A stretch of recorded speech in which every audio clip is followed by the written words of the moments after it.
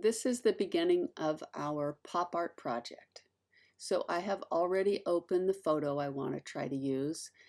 Mine has a lot of details which could make it more interesting or more challenging. So you decide how you want to proceed with that and in choosing your photo. Just consider that.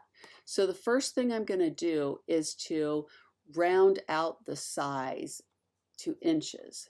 To do that, you go to image, image size, and then right here, it doesn't have to be to like the exact nearest one, but okay, so I'm going to do the height because it's the larger, and I'm going to make it 12.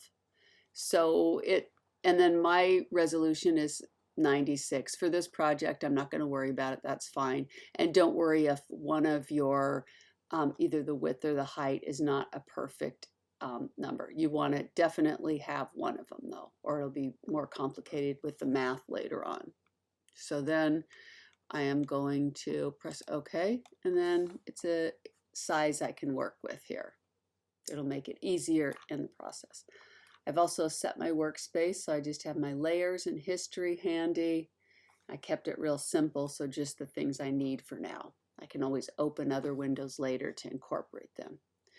So after I've made the size, I want to save it. File, Save As, and I have a folder I've labeled Pop Art, so I'm going to call it Pop Art with my name. I want to save it definitely as Photoshop document, not as a JPEG, right? Because that'll flatten it and you won't have the ability to edit on the layers. So once I've saved it, I am ready to roll. And then I'll keep saving it often. So the next step is to make it a black and white image. There's several ways to do it. I am going to show you the way that you probably might think of doing, because we've used this a little bit before. Image adjustment, and if you go to hue saturation, remember saturation raises the amount of color or lowers it. So you can do it that way, and that way is absolutely fine. But you can also just go image adjustments, desaturate, and that immediately now makes this a black and white photo. Because I want to have the ability to see a lot later on, I'm going to raise the brightness. So I'm going to play around a little bit more with my original image. Image adjustment, brightness, contrast, and I'm just going to raise up the brightness and maybe a little, yeah, just the brightness for now. I might come back to this later and play because you don't know. And then I'm going to do Command S or Control S to keep saving it. I'm still just working on the background layer. The next step we want to do is to add a threshold layer. That will make him have a more illustrated look. Some people don't like it, and I don't care if you keep it on for your final project, but I would like you to try it. And you can also mix the two. I will show you. So you come over here in your layers window, and there's a circle that's half black and half white. You go down here and you go to threshold. So that's what the threshold looks like. And then I can play around with if I want it to be more or less.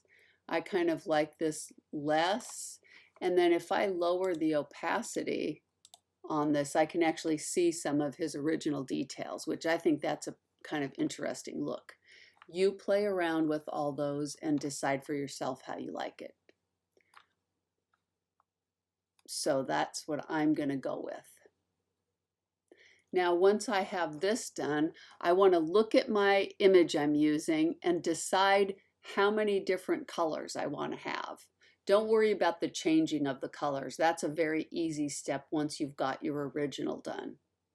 So for each thing that you want a different color, for each item, like say you want the face one, but his lips a different color, and maybe you want his hand to be the same as his face, you have to make a new layer. So I'm just going to make the layers and label them. Face, Another new layer. Lips. I'll keep this one simple for the tutorial, and then when I do it for myself, when I'm actually doing it, I'll add more layers, but just so you get the gist. And I'm going to make one more, 3 for my, and then I'm just going to say background.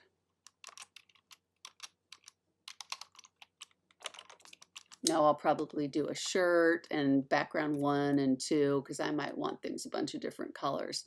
But just so you understand how this works, as many colors as you want, they need to be on different layers.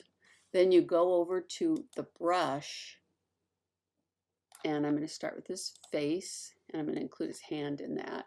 Now my brush is really huge and soft. I want it the opposite of that.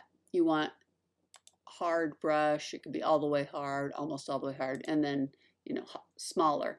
When you're coloring in the parts that you want a specific color, for this project, it's absolutely fine if you aren't coloring in the lines. Any part that's black will not show with color over it, but also the overlap of colors gives your final project an interesting look.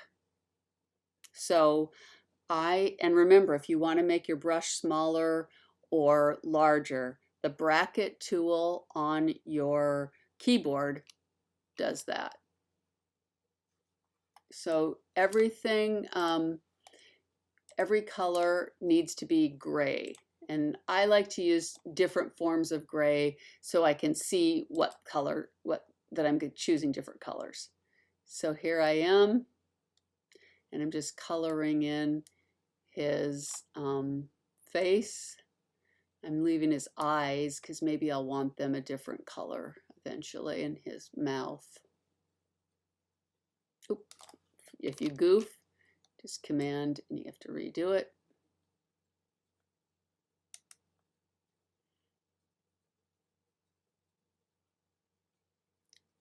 So feel free to take, you know, like I said, take lots of liberty on this.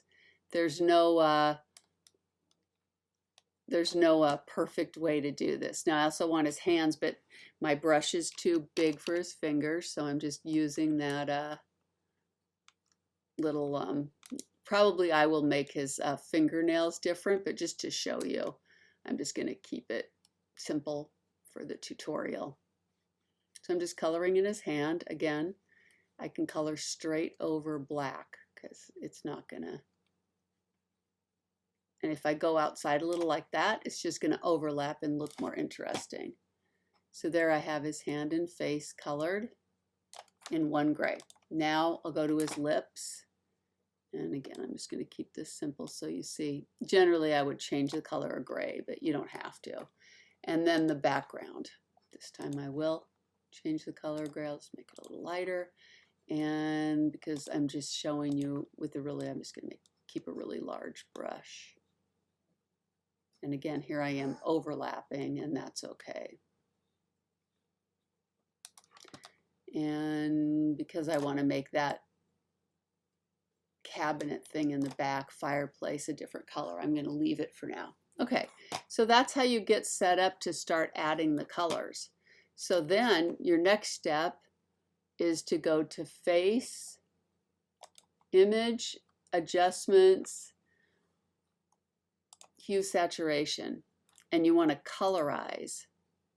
So once you've colorized, you see his face turns pink, but it's sort of like a light pink. You can leave it there, or you can raise the saturation and then change the hue to make it whatever you want. It's all about your taste at this point. So I'm going to do, and then if I wanted it, you know, lighter, darker, I'm going to kind of go with this color to start with for his face. We're not going for realism here, so let yourself play. And then I just press OK. And then I'm going to go to the lips and do the same thing. Image, Adjustment, Hue, Saturation. I'm going to colorize it. I'm going to raise the saturation. And because that's real contrasty, I'm just going to leave it like that for now. Okay. And the same with the background. Image, Adjustments, hue saturation, colorize.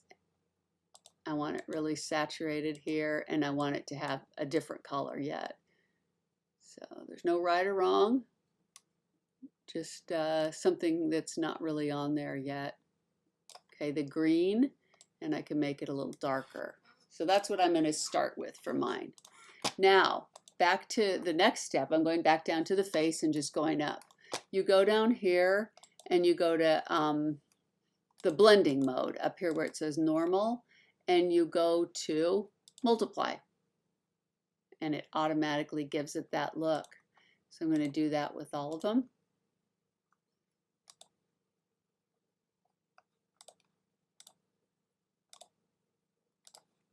And now I'm on my way.